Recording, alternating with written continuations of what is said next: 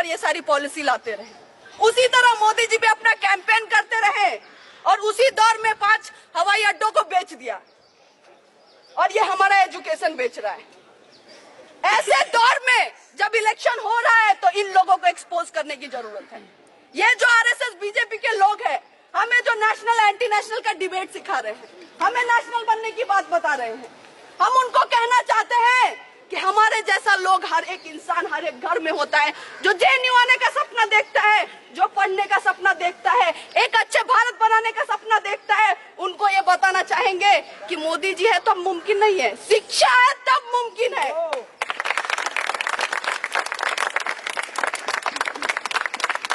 शिक्षा है तब समानता है, शिक्षा है तब सम्मान है, शिक्षा है तब विकास है।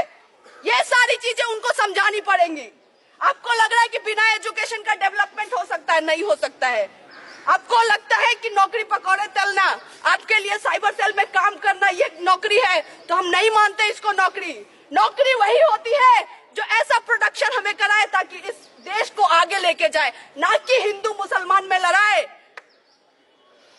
गलत गलत वीडियो डाल के आप दंगे करवा लीजिए पूरे देश में, लेकिन ये देश आपको एक्सपोज करेगा, बोलेगा कि आप ये जो फॉल्स डाइकोटमी क्रिएट कर रहे हैं, इंटरनल एनिमी तब से किए जा रहे हैं। हम पूछना चाहते हैं और हम ये बताना भी चाहते हैं कि इस देश का अगर इंटरनल एनिमी कोई है तो ये आरएसएस के लोग हैं। और ये आज से नहीं, स्वतंत्रता के टाइम से है। ये लोग, जब हमारे देश में लोग मर रहे थे, अपने जान दे रहे थे आजादी के लिए, तब ये सावरकर का फोटो इधर लगा है।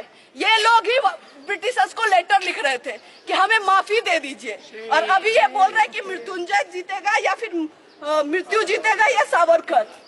जब माफीनामा दोगे तो सावरकर जीतेगा, माफीनामा दोगे, देश बेचोगे तो कौन जीतेगा? सावरकर जीतेगा। अगर इनकी चलती तो ब्रिटिशर के गुलाम होते हम, अभी भी हम गुलाम होते अगर इनकी चलती। और इसीलिए फिर से एक बार ये दौर आ गया है कि एक ऐसे लोग हैं जो फिर से हमें गुलाम करना चाहते हैं, जो देश को बेचना चाहते हैं अलग अलग तरीकों से। हवाई अड्डे बेच दिया, लाल किला तक बेच दिया, लाल किला। और इसीलिए जब सब कुछ बेचने की बात चल रही है तो हमें बताना पड़ेगा कि हम भगत सिंह के जनरेशन से, जो हंगर स्ट्राइक भी किया, हंसते हंसते फांसी पे चढ़ गया, लेकिन अपनी लड़ाई चलाता रहा।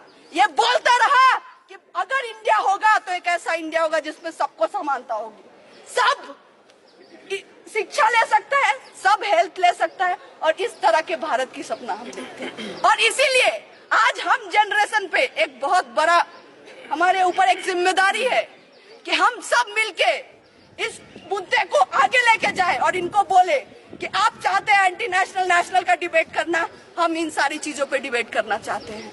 हम पूछना चाहते हैं कि हमारी नौकरी कहाँ है, आप बताइए, हमारा एजुकेशन कहाँ है, आपने कितने हॉस्पिटल्स खोले हैं, कितने नए यूनिवर्सिटीज खोले, ये सारी चीजें आप बताइए, वरना आपको ये देश का जनता उखाड़ फेंकेगा। ये हम उनको बताना चाहते हैं। और इसी के साथ ये बोलते हुए यहाँ पे इस वाइस चांसलर का पुतला हम दहन करेंगे, उसको जलाएंगे, क्योंकि वो रिप्रेजेंट करता है इस कैंपस में उस सोच को। और उसके साथ साथ इस जो आंदोलन को, यहाँ से जो आग जलेगी, उसको हम आगे लेके जाएंगे। ये इंश्योर करेंगे कि पूरे देश में ये बात होनी चाहिए कि क्या चल रहा है जेएनयू में, कैसे एक तरफ आप ईडब्ल्यूएस कर रहे हैं और कैसे दूसरी तरफ लोगों का एक्सक्लूजन कर रहे हैं, किस तरह से सीट नहीं आ रही है एमफिल पीएचडी में, लोगों को रिसर्च करने ही नहीं देना है, एक सेंटर है एक्सक्लूजन का, उसमें एसटी का सीट नहीं है। इससे बड़ा एक्सक्लूजन क्या होगा? आप डेप्रीवेशन पॉइंट्स, जिसके लिए जेएनयू जाना जाता है, वहां पे डेप्रीवेशन पॉइंट्स खत्म कर रहे हैं।